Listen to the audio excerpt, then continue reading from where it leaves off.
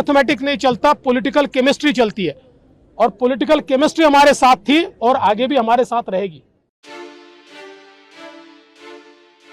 राजनीतिक गणित पर पॉलिटिकल केमिस्ट्री के हावी होने का दावा कर रहे महाराष्ट्र के पूर्व मुख्यमंत्री देवेंद्र फडणवीस ने फिर एक बार उद्धव ठाकरे सरकार के सामने चुनौती पेश की है। महाराष्ट्र विधान परिषद के चुनावों में बीजेपी ने 6 में से 4 सीटों पर कब्जा कर राज्य में फिर हुंकार भरी है।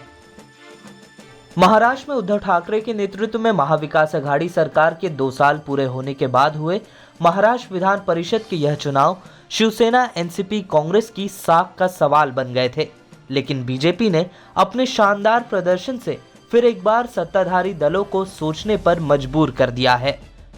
भाजपा के चंद्रशेखर बावनकुले ने मंगलवार को नागपुर से महाराष्ट्र विधान परिषद चुनाव में कांग्रेस समर्थित निर्दलीय उम्मीदवार मंगेश देशमुख को 176 मतों से हराया। बावनकुले को 362 जबकि देशमुख को मात्र 186 वोट मिले। महाराष्ट्र के पूर्व बिजली मंत्री बावनकुले को केंद्रीय मंत्री नितिन गडकरी का करीबी माना जाता है। वहीं भाजपा ने अकोला, बुल्ढाना, वाशिम सीट भी शिवसेना से छीन अपने नाम कर ली। महाराष्ट्र विधानसभा में नेता प्रतिपक्ष देवेंद्र फडणवीस ने बीजेपी की जीत पर प्रतिक्रिया देते हुए कहा कि भाजपा ने महाविकास अघाड़ी सरकार के इस मिथक को तोड़ दिया है कि तीनों दल शिवसेना, एनसीपी और कांग्रेस राज्य में मिलकर सभी चुनाव जीत सकते हैं। महाराष्ट्र की विधान परिषद की 6 सीटों पर चुनाव था, उसमें से 4 सीटें भारतीय जनता पार्टी जीती है। एक प्रकार से 3 पार्टियां साथ में आने के बाद सारे चुनाव वो जीत सकते हैं, इस प्रकार की जो बात वो कहते थे, इस मिथक को आज पूरी तरीके से हमने ध्वस्त किया है। निर्वाचन आयोग ने 10 दिसंबर को महाराष्ट्र विधान परिषद की 6 सीटों पर मतदान की घोषणा की थी। बीएमसी की 2 सीटों पर हुए चुनाव में शिवसेना के सुनील शिंदे और भाजपा के राजहंस सिंह ने निर्विरोध जीत हासिल की। वहीं कोल्हापुर और नंदुरबार धुले विधान परिषद चुनाव में भी कांग्रेस और भाजपा ने एक सीट पर निर्विरोध जीत हासिल की, जबकि नागपुर और अकोला की सीटों पर 10 दिसंबर को हुए मतदान में बीजेपी उम्मीदवार चंद्रशेखर बावनकुले को 554 वोटों में से 362 मत मिले, जबकि एमवीए समर्थित निर्दलीय उम्मीदवार मंगेश देशमुख 186 वोट ही हासिल कर पाए।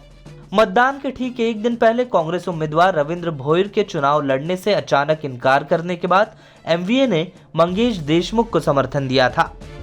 वहीं अकोला, वाशिम, बुल्ढाना सीट पर शिवसेना के 3 बार के विधान परिषद सदस्य गोपीकिशन बाजोरिया को भाजपा के वसंत खंडेलवाल से हार का सामना करना पड़ा। चंद्रशेखर बावनकुले ने जीत के बाद विरोधी दलों पर जमकर हमला बोला।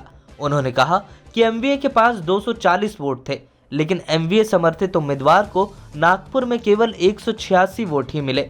बावनकुले ने महाराष्ट्र कांग्रेस अध्यक्ष नाना पटोले पर निशाना साधते हुए उन पर निरंकुश तरीके से व्यवहार करने का आरोप लगाया। बावनकुले के मुताबिक विरोधी दल 2 दिन तक खरीद फरोख्त में लिप्त रहे, फिर भी वे अपने पार्टी को साथ नहीं रख सके। यह सही मायने में कांग्रेस नेताओं की हार है।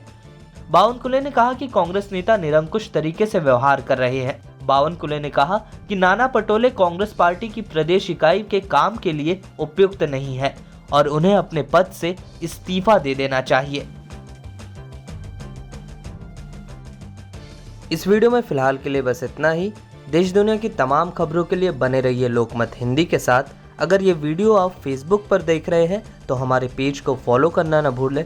अगर ये वीडियो आप यूट्यूब पर देख रहे हैं तो हमारे चैनल को ज़रूर सब्सक्राइब करें।